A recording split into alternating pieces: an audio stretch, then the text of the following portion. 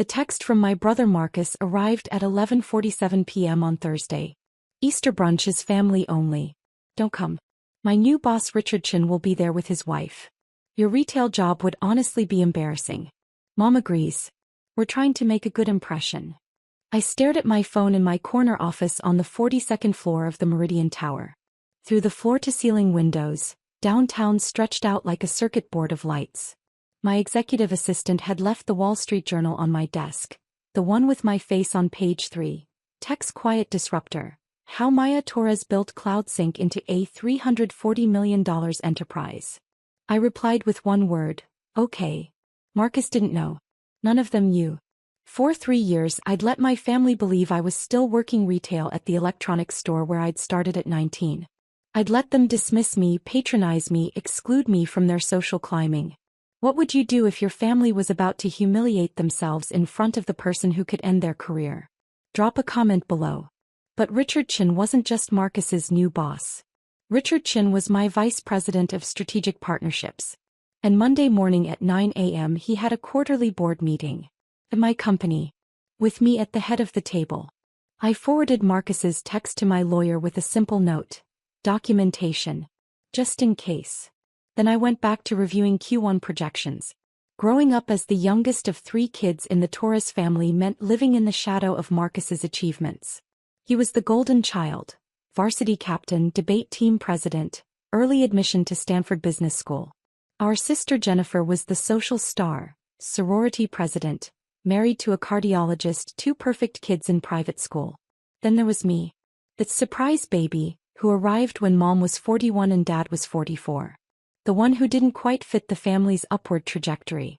Maya's more practical. Mom would say at family gatherings, her tone making practical sound like simple. Not everyone is meant for corporate success. I'd started working at Tech Hub Electronics at 19, right after my first year of community college. The family treated it like a personal failure. Jennifer suggested I might find a nice man to settle down with, instead of struggling in retail. Marcus offered to get me an interview for a receptionist position at his consulting firm. Entry-level obviously, but better than retail. What they didn't know was that Tech Hub's owner, Gerald Park, was a retired Silicon Valley engineer who saw something in me. While I sold laptops and smartphones to customers during the day, Gerald taught me about systems architecture, cloud computing, and enterprise software in the back office after closing. You've got the mind for this, he'd said one night when I debugged a complex inventory system issue. Have you ever thought about building something? I had. Constantly. By age 22 I'd taken every online course I could find. Computer science, business management, systems design. I'd saved $15,000 from my embarrassing retail job and built the first prototype of CloudSync in Gerald's basement. Enterprise cloud storage with military-grade encryption and AI-powered file management. Gerald became my first investor. $50,000 for 20% equity. I'm betting on you, Maya. Not the idea. You. At family dinners, I'd sit quietly while Marcus bragged about his promotion to senior consultant or Jennifer showed off her new Lexus. When they asked about my job I'd say, same as always. Still at Tech Hub. The dismissive nods. The pitying glances. The way mom would change the subject quickly as if my life was too mundane to discuss. But my life was anything but mundane. By 24, CloudSync had secured 3 Fortune 500 clients. By 26, we'd raised $12 million in series of funding. By 28 we'd been acquired by a larger tech firm, and then bought ourselves back 2 years later when they mismanaged the product. At 31 CloudSync was valued at $340 million. We had 240 employees, offices in 4 cities, and contracts with 18 of the Fortune 100. And I was still telling my family I worked retail. Why? Because the first time I'd mentioned starting a computer business, Marcus had laughed so hard he'd choked on his wine. Maya, you sell phones in a strip mall. That's not exactly Silicon Valley. Jennifer had patted my hand. Sweetie, those online business things are usually scams. You're better off with steady retail income. Dad had been more direct. Focus on what you're good at. Not everyone can be an entrepreneur. So I'd stopped telling them. I'd stopped trying to prove myself. I'd let them underestimate me while I built an empire they couldn't comprehend. The only family member who knew was Abuela Rosa, my grandmother, who'd passed away 2 years ago at 94.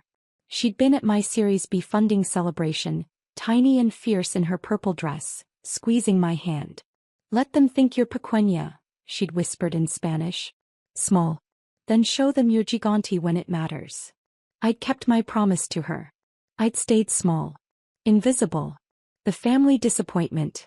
Until Richard Chen accepted my offer to become VP of Strategic Partnerships 6 months ago. Richard was brilliant. Stanford MBA, former McKinsey consultant, incredible network in enterprise sales. I'd recruited him away from a competitor with a $450,000 salary, full benefits and equity options that would be worth millions when we went public. During his interview, Richard had mentioned his wife's Easter brunch tradition. "Big family thing. My wife Sarah loves hosting. She invites our families, some colleagues." "Sounds nice," I'd said neutrally. I'd had no idea that some colleagues would include my brother. Marcus had been hired 2 months ago as a junior account manager at Stratford Consulting, one of CloudSync's clients. Small world. Except I'd deliberately stayed away from that account, letting my sales team handle it. When Marcus mentioned his new boss Richard Chen at Christmas dinner, bragging about working with C-suite executives at major tech companies, I'd simply smiled and asked him to pass the potatoes. "You wouldn't understand corporate dynamics," he'd said with that familiar condescending tone. "It's complex." "I'm sure it is," I'd replied. Jennifer had jumped in. "Marcus is being groomed for partner track. Unlike some people, he's serious about his career." Mom had nodded approvingly. Dad had raised his glass. "To Marcus. The son who made us proud." I'd excused myself early, citing an early shift at the store. In my car I checked my phone. 23 emails about our upcoming board meeting. A text from Richard confirming his Monday morning presentation. A message from our CFO about our preliminary Q1 numbers. Up 47% year-over-year. I'd driven home to my penthouse, the one my family had never seen, and worked on strategic planning until 2 a.m. That was 3 months ago. Now, with Easter brunch less than 3 days away and Marcus's text burning in my memory, I realized something had shifted. I wasn't angry. I wasn't hurt. I was done. Done being small.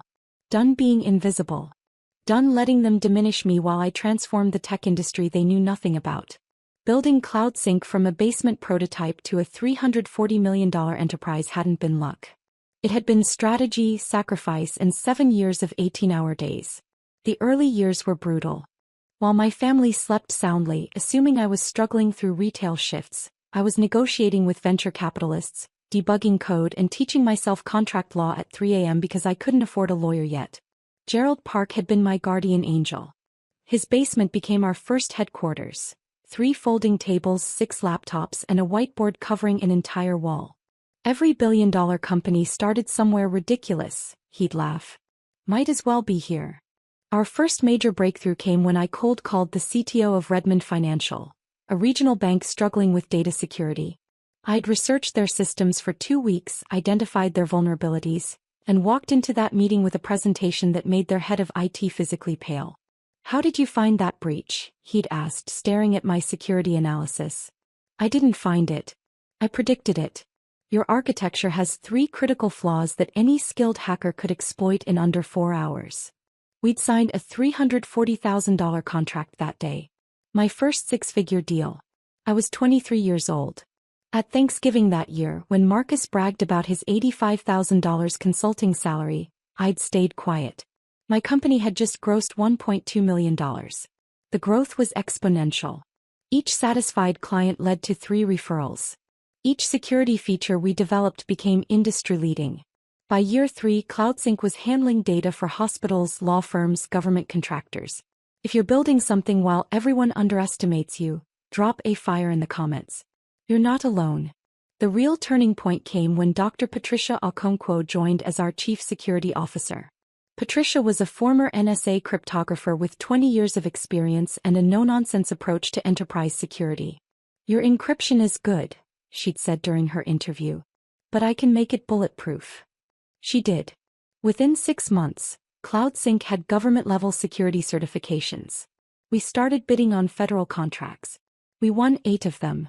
At my 27th birthday dinner, The one my family forgot until I reminded them. Jennifer mentioned her husband's practice was looking for cloud storage. But you probably don't know anything about that. Probably not, I'd agreed. 3 months later, Dr. Morrison's cardiology practice signed with CloudSync through our medical division. Jennifer never made the connection. I'd deliberately kept my name off the client-facing materials. The funding rounds were strategic. Series A, $12 million from Sequoia Capital. Series B, $45 million from Andreessen Horowitz and Khosla Ventures. Series C, $120 million from a consortium including Kleiner Perkins. Each round valued the company higher. Each round diluted my ownership slightly, but I'd structured the deals to maintain 51% voting control. No one could override me. No one could push me out. By 30, I was worth $173 million on paper.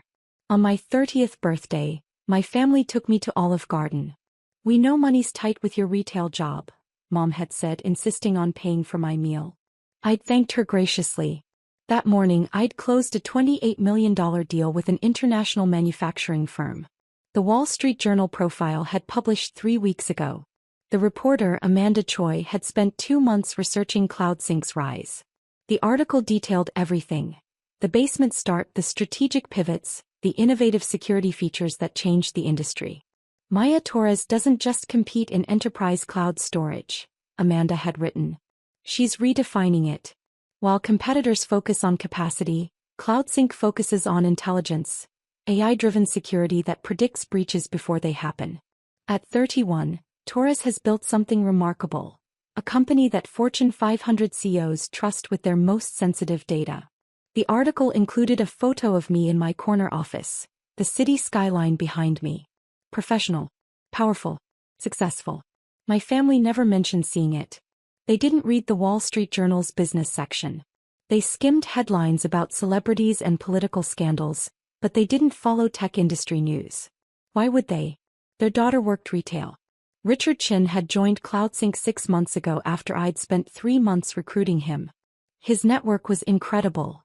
Stanford MBA connections, former McKinsey colleagues, relationships with C-suite executives across a dozen industries.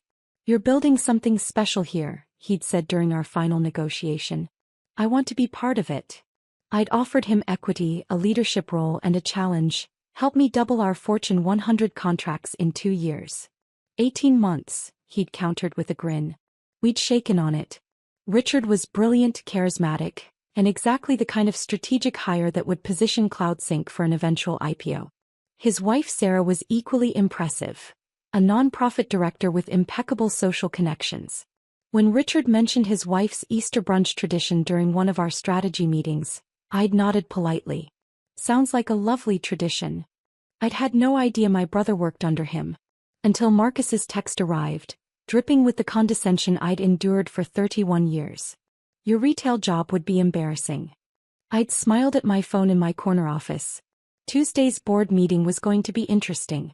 Easter Sunday morning, I stayed home. I worked out in my building's private gym, answered emails from my home office, and reviewed Richard's presentation for Tuesday's board meeting. My phone stayed silent until 1:47 p.m. Then the photos started arriving. Jennifer sent the first one: the Easter brunch table, elegantly set with fresh flowers and china. Beautiful gathering. Family only. Missing one person who wouldn't fit in anyway. Marcus sent the second. Him and Richard Chen both in designer suits holding cocktails. Learning so much from real executives. Some people just have what it takes. Mom sent the third. The whole family gathered around Sarah Chen, Richard's wife, who was laughing at something Dad had said. Such accomplished people. Wish all our children made us this proud. I screenshot each message. Forwarded them to my lawyer. Added them to a folder I'd labeled, Documentation, Family. At 3:15 p.m. Marcus sent a video. I almost didn't watch it, but curiosity won. The video showed Richard Chen talking about CloudSync, my company, explaining our innovative security features to the gathered family. My family. Marcus was nodding along like he understood, interjecting with comments about working with tech companies and understanding enterprise solutions. CloudSync is revolutionary, Richard was saying. The CEO is brilliant, absolutely brilliant. young, strategic, ahead of the curve on AI integration. You work with the CEO? Dad asked, impressed. Directly, Richard confirmed. She's extraordinary. Completely transformed how Fortune 500 companies think about data security. Jennifer's voice was sharp. The CEO's a woman? Maya Torres, Richard said. 31 years old. Built the company from nothing. She's probably the most impressive executive I've ever worked with. The video went silent. Then Marcus's voice, condescending. Must be nice having family support. Probably had family money to start with. I replayed that part 3 times. The irony was so perfect it was almost painful. At 6:30 p.m. Marcus sent a final text. Richard said CloudSync is hiring. Obviously too advanced for someone like you, but thought I'd mention it. If you ever want to move past retail. I sat in my penthouse living room, the one with the view of the harbor, the one worth $2.3 million that my family had never seen, and made a decision. Tuesday's board meeting started at 9 a.m. Richard would be there presenting Q1 partnership results. Our CFO would present financials. Our CTO would present product roadmap. And I would sit at the head of the table as I always did in my role as founder and CEO. I'd told my executive assistant to print the Wall Street Journal profile and frame it. Hang it on the boardroom wall behind my usual seat, I'd instructed. Make sure it's visible from the door. I texted my head of security. Tuesday morning board meeting. I'm expecting someone to cause a scene. Be ready. His response was immediate. Always ready, boss. Then I texted my lawyer. Prepare a cease and desist letter. Harassment. Document all messages from family. I want options. Her response came 30 seconds later. Already drafted. Waiting for your signal. I poured myself a glass of wine. A 2015 Bordeaux that cost more than Marcus's monthly rent. And raced it to the empty room. See you Tuesday, Marcus. Monday morning I arrived at CloudSync headquarters at 6:45 a.m. The Meridian Tower's lobby was quiet. Just security guards and early bird executives heading to their own offices. Morning, Miss Torres, the head security guard greeted me. Morning, James. How's your daughter's college search going? His face lit up. Georgia Tech accepted her. Full ride for engineering. That's wonderful. Send me her information. We have a summer internship program she might be interested in. This was who I was. This was the person my family had never bothered to know. In my office I prepared methodically. Every document organized. Every financial report reviewed. Every talking point refined. My executive assistant, Michelle, arrived at 7:30 with coffee and a knowing look. Big day. Could be interesting. Richard seems nervous about his presentation. Keeps emailing questions about the projections. He'll be fine. Richard always over-prepares. It's why I hired him. Michelle hesitated at the door. Maya. The Wall Street Journal profile is up in the boardroom. Right behind your seat. It's prominent. Good. She smiled. You're really doing this. I'm really doing this. At 8:15 I called Dr. Patricia Okonkwo, our Chief Security Officer. Patricia, you're attending the board meeting this morning, correct? Wouldn't miss it. Heard we might have some drama. Possibly. If someone becomes disruptive, I need you to professionally escort them out. You have that presence that makes people comply. Patricia laughed. A deep, authoritative sound. Former NSA, remember? I've escorted senators out of classified briefings. I can handle your family. Thank you. Maya? Whatever happens today, remember, you built this. You earned every inch of this company. Don't let anyone make you feel otherwise. I swallowed hard. I won't. At 8:45 I walked to the boardroom. The Wall Street Journal profile hung perfectly. My face, the headline, the detailed article about CloudSync's rise. Impossible to miss from the doorway. I sat at the head of the conference table. Checked my phone one last time. Marcus had sent another message at 7 a.m. Another boring day at the retail store for you, I guess. Meanwhile, I'm presenting to actual executives. Different worlds, Maya. Different worlds. I didn't respond. At 8:50 board members began arriving. Our CFO David Chen, no relation to Richard. Our CTO Samantha Rodriguez. Dr. Patricia Okonkwo. 2 board advisors from Sequoia Capital. One from Andreessen Horowitz. Drop a comment if you've ever prepared for the moment when someone who underestimated you finally sees the truth. Morning, everyone, I said calmly. Let's have a productive meeting. At 8:57, Richard Chen entered, carrying his laptop and a confident smile. He was dressed impeccably, navy suit, crisp white shirt, probably preparing to impress the board members he'd be presenting to. He looked up from his laptop. Saw me at the head of the table. Saw the Wall Street Journal profile behind me. His face went through a remarkable journey: confusion, recognition, shock, horror, in under 3 seconds. Richard, I said pleasantly. Good morning. Ready for your Q1 presentation? He opened his mouth. Closed it. Opened it again. Why, Torres. That's me, I confirmed. We should probably start. We have a full agenda. The color drained from his face. You're my boss's sister. Half-sister technically. Different mothers. But yes. Your brother said you work retail. He said you work at some electronics store. I smiled. I did. I started there when I was 19. Best decision I ever made. That's where I met Gerald Park, who became my first investor. Richard sat down heavily in his seat. His hands were shaking. Let's begin, I said and opened the meeting. Richard stumbled through his presentation. His usual polish was gone, replaced by nervous stammering and constant glances in my direction. The board members exchanged confused looks. This wasn't the confident VP they were used to seeing. Richard, I said gently when he lost his place for the 3rd time. Take a breath. Your numbers are excellent. Q1 partnerships exceeded projections by 47%. You should be proud. He nodded, swallowed hard, and managed to finish the presentation. David, our CFO, presented next. Revenue up. Operating costs down. Profit margins expanding. CloudSync was performing exceptionally. At 10:15 we took a break. Richard approached my seat immediately. Paya, I need to explain. Nothing to explain, I said calmly. You didn't know. Marcus never mentioned I exist in any professional capacity, did he? He talks about his disappointing sister who works retail and can't get her life together. He says his parents are embarrassed by you. Sounds accurate to his perception. But you're... Richard gestured helplessly at the boardroom, the profile behind me, the financial reports showing a $340 million company. You're this. I'm this, I confirmed. I've been this for 7 years. I just didn't bother correcting my family's assumptions. Why not? I considered the question. Because their assumptions told me everything I needed to know about who they really are. And because building this, I gestured to encompass CloudSync, was more important than winning arguments at family dinners.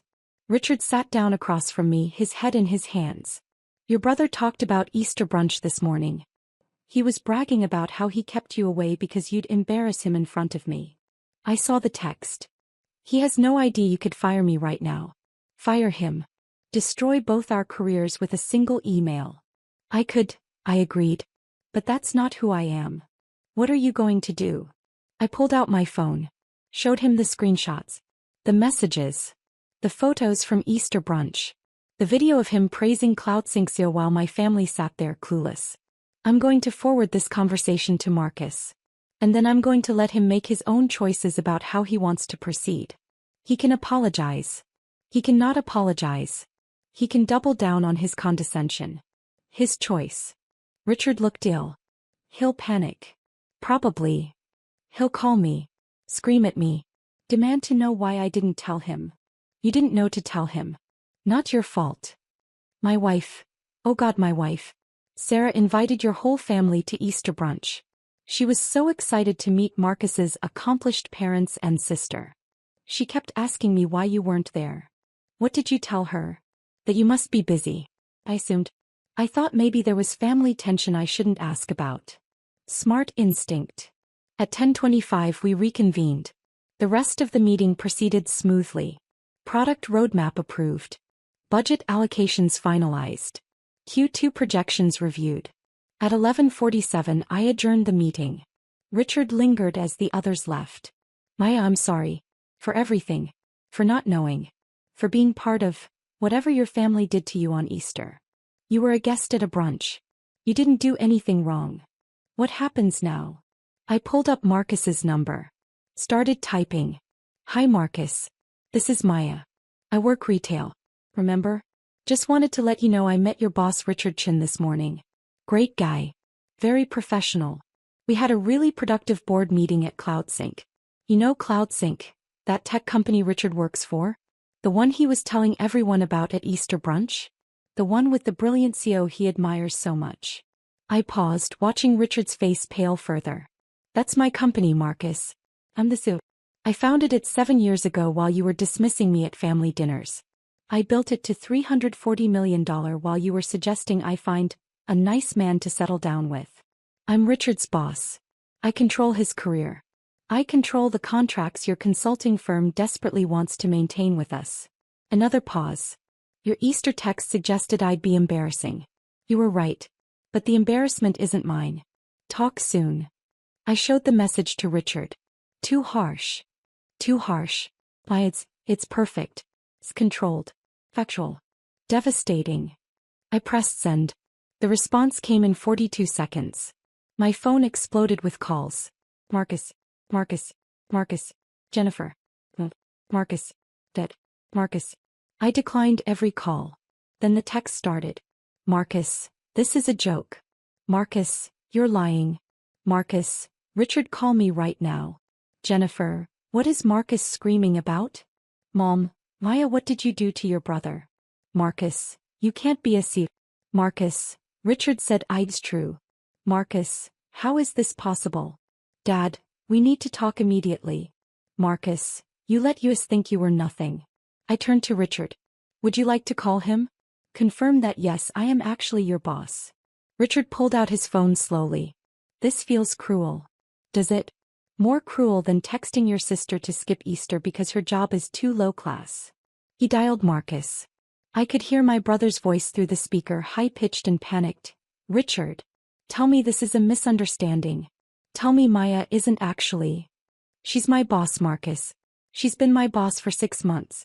She founded CloudSync. She's the CEO the Wall Street Journal profiled. She's worth over $100 million. And you told her not to come to Easter because she'd embarrass you. Silence on the other end. Then, you work for my sister? I work for one of the most brilliant executives in tech. Who happens to be your sister? Yes. Why didn't you tell me? Because you never asked. You talked about your disappointing sister in retail. You never mentioned her name. I had no way to know you were talking about Maya Torres, my CEO. I need to fix this. That's between you and her. Richard hung up. Looked at me with something like awe. You're enjoying this. I'm not enjoying it. I'm ending it. There's a difference. My phone rang again. Marcus. I answered on speaker. Maya, please. Let me explain. Nothing to explain. You told me not to come to Easter. I didn't come. You told me I'd be embarrassing. You were protecting your reputation. I respect that. I didn't know. You didn't know because you never asked. In 7 years of building this company, you never once asked me a real question about my life. None of you did. You thought I was nothing. You thought I was beneath you. You thought retail was the ceiling of my ambition. I paused. You were wrong. What happens now? To my job? Richard's your VP and I work on his team and our firm has contracts with CloudSync. Your job is fine. Richard's job is fine. Your firm's contracts are fine. I don't punish people professionally for personal issues. That's not how I run my company. The relief in his voice was palpable. Thank you. But Marcus, we're done. Personally. No more family dinners where I'm the disappointment. No more dismissive texts. No more exclusions because I don't meet your standards. We're professional contacts now. Nothing more. Maya, you're my sister. I'm your sister who you told to skip Easter. Who you called embarrassing. Who you've dismissed for a decade while I built an empire. I'm done being small for your comfort. Silence. Then quietly, I'm sorry. I know you are. But sorry doesn't undo years of being treated like I'm worthless. I paused. I need to go. Board meetings don't run themselves. I hung up. Richard was staring at me. That was the most controlled demolition of a relationship I've ever witnessed. I learned from the best. You should see how I negotiate with hostile investors. He laughed, slightly hysterical but genuine. Maya Torres. My boss. The retail worker. I'm never living this down, am I? Probably not. But you didn't do anything wrong. Remember that. What about your parents? Jennifer. I checked my phone. 47 missed calls. 63 texts. They'll figure it out eventually. Or they won't. Either way, I'm done explaining myself. By Tuesday evening, the fallout was spectacular. Jennifer called 17 times before I finally answered. Maya, what the hell is happening? Marcus is having a breakdown. Mom's crying. Dad's demanding we all come to dinner to fix this. Fix what exactly? This situation. You being some kind of secret CEO. Making Marcus look like an idiot. I didn't make Marcus look like anything. He sent me a text telling me not to come to Easter because my retail job was too embarrassing. That was his choice. You let us think you were struggling. I let you think whatever you wanted to think. You never asked. None of you ever asked real questions about my life. Because you worked at Tech Hub. You said you worked at Tech Hub. I do work at Tech Hub. Gerald Park, the owner, is on my advisory board. I keep an office there. I mentor his new hires. I just don't work retail at Tech Hub anymore. I haven't for 7 years. That's deceptive. Is it? Or is it strategic privacy from a family that spent a decade making me feel worthless? Jennifer went quiet. Then, we never made you feel worthless. Jennifer, you suggested I find a nice man to settle down with, because retail wasn't a real career. Mom forgot my birthday 3 years in a row. Marcus has called me a disappointment to my face at least a dozen times. Dad toasted the son who made us proud, while I was sitting right there. We were trying to motivate you. You were trying to dismiss me.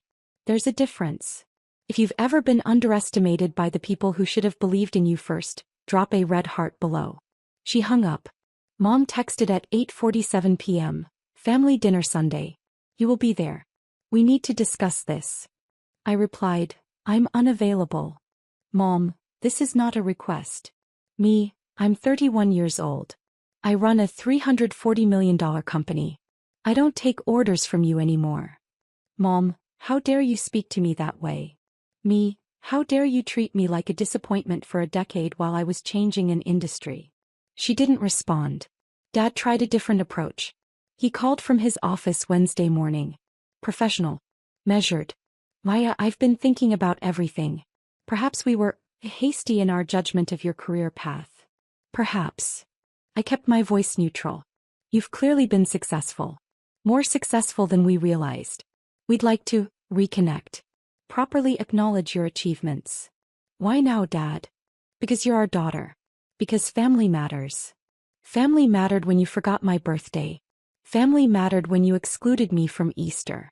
Family mattered when Marcus told me I was too embarrassing to be around his boss. Where was family matters then? We made mistakes. You made choices. Conscious choices to diminish me. To exclude me. To treat me like I was beneath you. What do you want from us? I considered the question. Nothing. I don't want anything from you anymore. I stopped waiting for your approval when I signed my first major contract. I stopped needing your validation when Forbes featured me in their 30 under 30 list. I'm done. Maya. We can be cordial at eventual family events. Professional. Distant. But we're not going back to how things were. Because how things were almost destroyed me. I hung up before he could respond. 3 months passed. CloudSync's Q2 numbers exceeded projections by 62%. We signed 8 new Fortune 500 contracts. Richard Chen's partnerships division became the fastest-growing segment of the company. Richard and I never discussed Marcus again. But Sarah Chen, Richard's wife, sent me a handwritten note. Maya, Richard told me everything. I'm horrified by how your family treated you. I'm even more amazed by what you've built. If you ever want to come to brunch, the real kind where everyone actually respects each other, you're always welcome. Sarah. I framed that note. Hung it in my office next to the Wall Street Journal profile. Marcus sent an email in late June. Maya, I've spent 3 months thinking about everything. I was wrong. Not just about Easter but about everything. I spent your whole life treating you like you were less than me. Like success meant climbing the ladder I was climbing. I never bothered to look around and see you were building your own ladder. One that went much higher than mine ever could.